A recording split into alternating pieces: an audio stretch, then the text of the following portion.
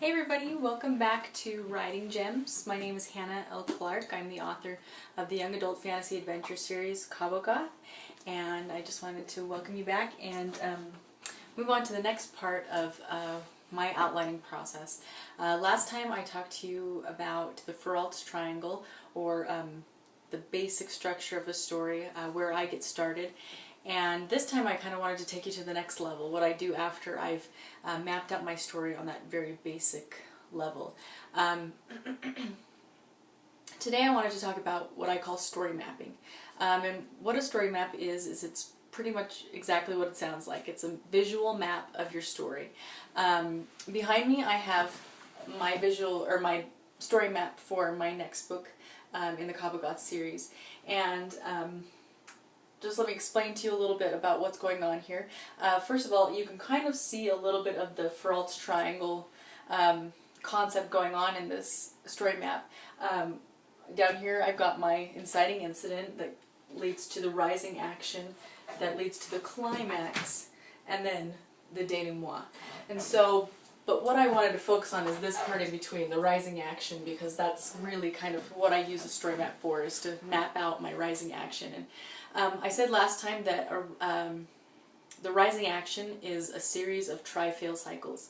And so what I do in my story map is I really map out those try-fail cycles. And not just for my main plot and my main character, but I do it for all the characters in my book and all of the main plot lines. Because in a novel you're going to have a lot more than just one linear storyline going on. You're going to have a lot of stuff going on around that really builds into that and makes it interesting. So what I do, how I do this story mapping is I color code it, as you can see.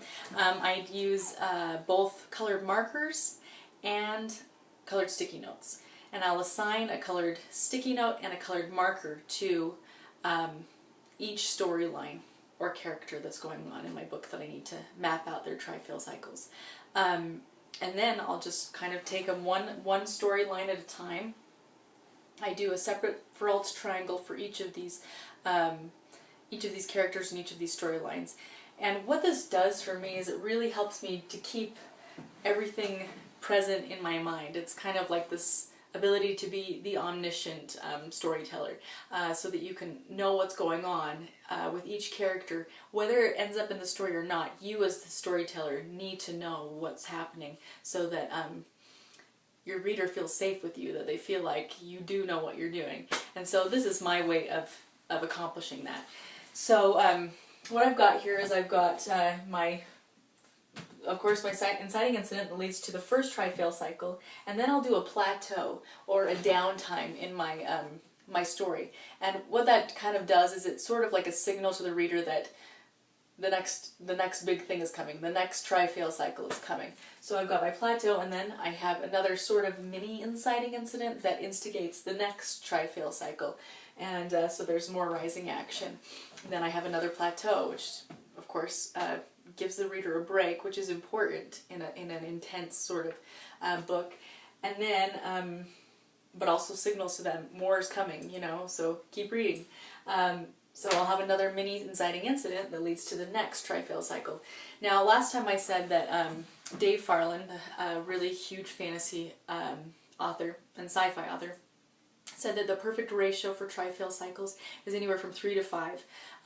Right here I kind of have an average of about 4 try-fail cycles with each of my storylines, some less, some more. And so I just, that's what I do. That's my next step in my outlining process, is doing this visual story map.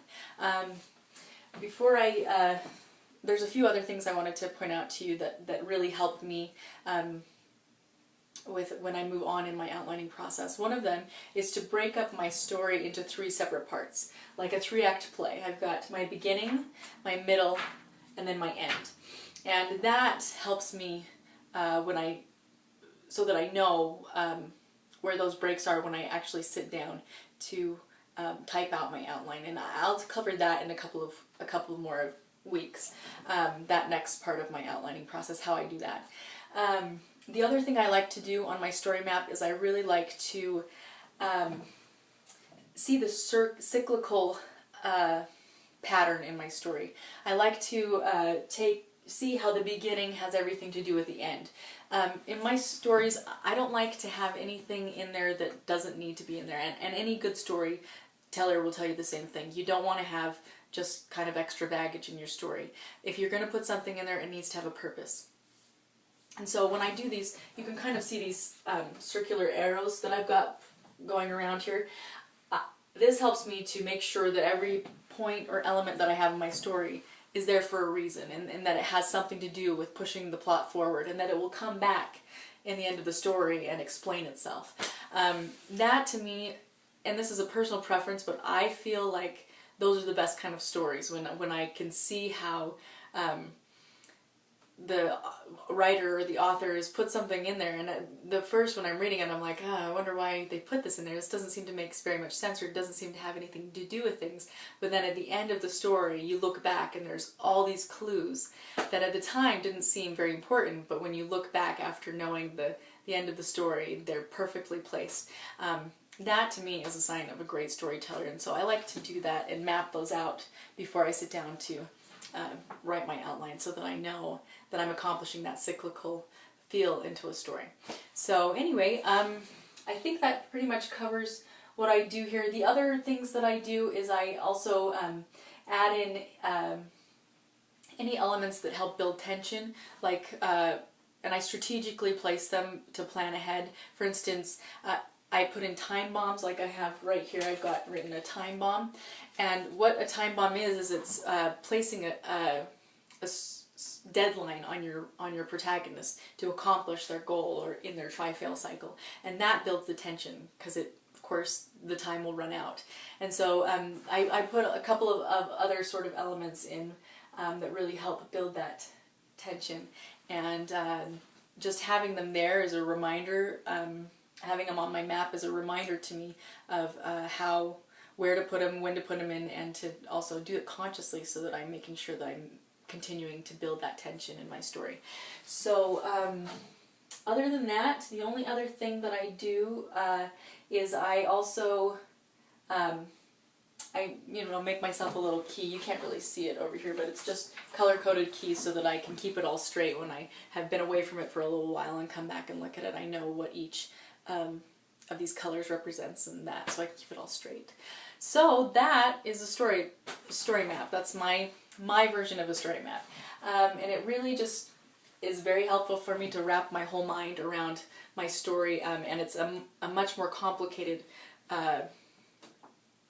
diagram of my story than just the basic Feralt's triangle. So it's kind of how I'm going to be doing these writing gems is kind of showing you how I build from that basic structure into what ultimately becomes the story, which is kind of fun because I'm in the middle of doing it right now, so you're kind of getting to watch me accomplish it as I go. So anyway, I will be posting this again in a couple of weeks, and I'll continue on, and next time I think I'm going to be focusing a little bit on a character Bible, or a world-building Bible is what I've also heard them called, and kind of show you my process of really filling in all the gaps after I've got my story outlined on the story map. So anyway, I will see you guys next time, and please feel free to leave any comments on anything that you didn't quite understand which I was explaining, or still anything